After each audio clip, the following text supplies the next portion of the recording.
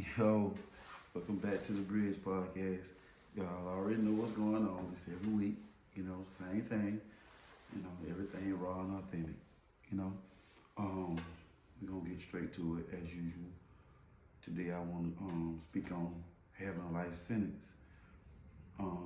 Having a life sentence, serving a life sentence in the Georgia prison system. Um, yeah, getting that life sentence, man. Listen. It's like it numbs you. It really numbs you. When you hear it, it takes a while to understand what life is. When they say a natural life, when they hit the pow, when they hit that gavel, man, that gavel hits that table, man, and and they say for your natural life. You know what I'm saying? Like, yeah, ain't no numbers, ain't no getting out. Um, Prison is your home now. And going through that system, you know what I'm saying, going through Jackson, you know, um, going through the level fives, you start to realize, you know what I'm saying, like, damn, this home, how you gonna live, how you gonna rock, you know what I'm saying, how you gonna present yourself in your home, you know what I'm saying, like, damn, like, this is home? This is what you gotta call home, like, damn, okay, you know, this is home. So you go about your ways, however you got to do to survive, however you choose to be, but it's consequences if you on one side of the street more than it is if you on the other side of the street, If you catch my drift, you know what I mean, like contraband, that's on one side, and being whomever, you know what I'm saying, doing the so-called right thing, being controlled, being, led in a robot manner, not knowingly that's what's going on. You got to pick and choose. You can't straddle the fence. Straddle the fence will get you kind of, if you ain't proper with it, it'll get you in some serious trouble on both ends. You know what I'm saying? So having that life sentence, I had to think about, how I was gonna rock, how I was gonna, grow into a man. I was just had turned 20. How I was gonna grow into a man, in the system. And in the system, you got the OGs, and the OGs gonna tell you, you know what I'm saying, like, this shit serious. This ain't no bullshit. You know what I'm saying? Like, don't be around here playing, don't be around here bullshitting, you know what I'm saying? This shit ain't no motherfucking joke and all that shit, you know what I'm saying? Really just taking your happiness away, really separating you from ever having any kind of joy. Unknowingly, that's what they're doing. I don't think they intentionally doing that because I know the system, you know what I mean? So that's what's happening, So as time goes, having a life sentence again, that is in the back of your head, So like I said, it's your home, and you become this person of frustration. You know what I'm saying? It ain't so much a fear because you can't show that, frustration, madness, sadness, all the down emotions you can have. You got to show this right here, and you got to be tough because this your home. So, your actual home is your body, your whole frame. You know what I mean? So, you gotta let it be known how you rocking. They gonna respect you or they not gonna respect you. You know what I'm saying? If they don't respect your ass in trouble. You know what I mean? So you better find you a way, But you carry this armor around for so many years, you know what I'm saying? Like, it's like acceptance, especially when you don't have support from the outside that can, kind of push the agenda of helping you get a lower sentence or an appeal or anything, any form of comfort. You know what I'm saying? Like, when you don't have that, it's another struggle, a mental struggle, trying to make it through the day.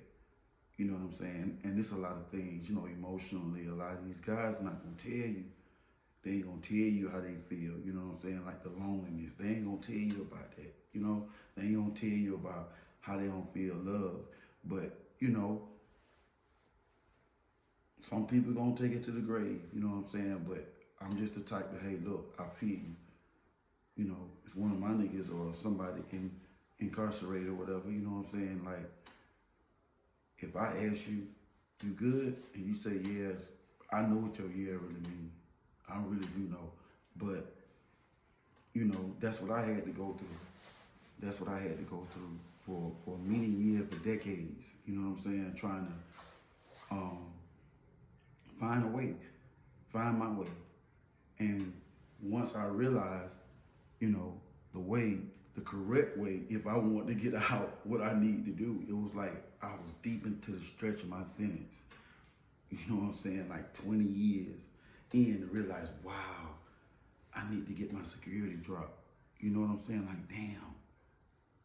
And maybe, you know, they'll let me go because I see they kind of letting people go. But I've seen so many people, so many people, so many people. And I have been one of those guys that's been let down by the decision of the board saying the same thing. They tell everybody, you know, you're not compatible with society or something like that. And, you know, it's like, what can I do to show you? You know what I mean? Like, I know I can't put a number on a person's life, or I can't put a number on something I probably did. Not just me, I'm talking for everybody that's in that life sentence. The trauma that I might have caused on somebody. I can't take those actions back. I can't take it back. If I'm guilty, I can't take it back. But, you know, I'm in a form of redemption. You know what I mean? Well, I do sit back and say, wow, what could I have been? I don't want to focus on more of, well, I was saved because I could have died. No, because I think positive, you know, but I don't dwell on it like I used to. And that's the mental aspect that'll catch you once you get out, you know, and you really see what you've lost all the time that you've been in there, you know, with this life sentence. You know, when people will tell you, what you gonna do when you get out? You know, you got to have a plan. You got to, and they don't understand. Well, hold up, I got one plan and one plan only. There's nothing in this world right now. Nothing, nothing, nothing. Why incarcerated is more important than your freedom. You know what I'm saying? Like, you have to put yourself first when you're trying to gain your freedom. You have to. You know, especially when you seeing other guys go home and you know, you're like, oh wow, okay, my situation ain't like that, but let me fight for my life.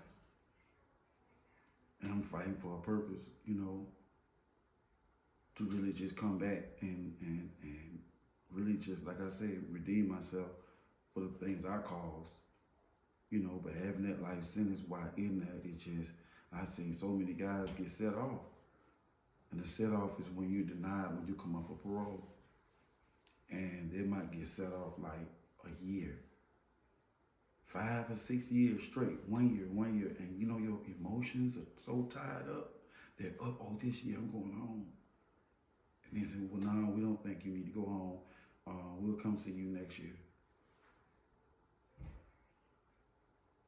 And then your family goes through it with you. You know what I'm saying? Like, it's a letdown, and you so dejected, and you so beat down emotionally and mentally. You just so beat down. And when you finally do get out from all that trauma by itself, you know, it's like, I got to dig up out of the hole when I get out, the emotional hole when I get out from all the letdowns and the disappointments and this, that, and the other. But then you know, you tell yourself, nah, what I'm not going to do is play victim. That's what I'm not going to do. I'm going to understand my situation, understand what happened, because I got to keep moving. I got to keep pushing some kind of way, but I got to keep God first, you know. But having that life sentence was really an emotional time that you couldn't even feel, that was stirring inside of you, because you had to be cold, you had to be solid, you had to separate yourself from the outside. You know, you couldn't get too attached, because the more attached that you get to the outside, the more you set yourself up for disappointment.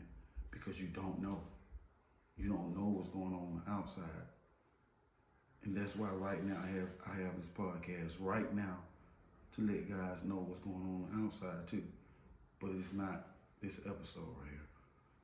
It's mainly about having a life sentence in the Georgia prison system and how emotionally and mentally disturbing it can be, and you not even know it until later on when you beat down and don't even know it because you think you have, you're not institutionalized and you escaped that, and now it's time that you couldn't get back. And you help the environment, you help the community, you help destroy the communities, because half of the things that we've done in our past has something to be drug related or something like that, So look at our youth now.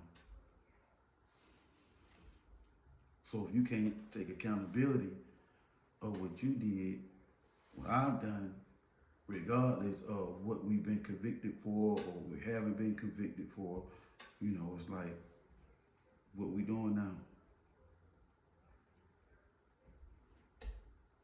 So this episode, like I said, it was about having a life sentence and how it feels, and the trauma and what you go through emotionally. It's deep. You hear a lot of cries from guys that play tough on these phones, from guys that play tough in these dorms and stuff. They get behind these doors, and it's just like they break down, but they don't tell you about that. Y'all couldn't even stay in your house during COVID. Picture having to stay in a room 24/7. You might come out an hour in a small room, not a 6x9, small room, but smaller. I've seen them create monsters.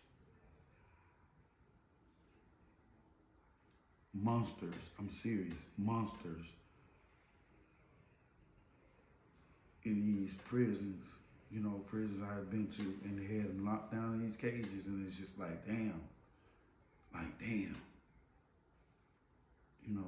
You being in population, you think it can't get no worse until you actually see this, and you like, damn.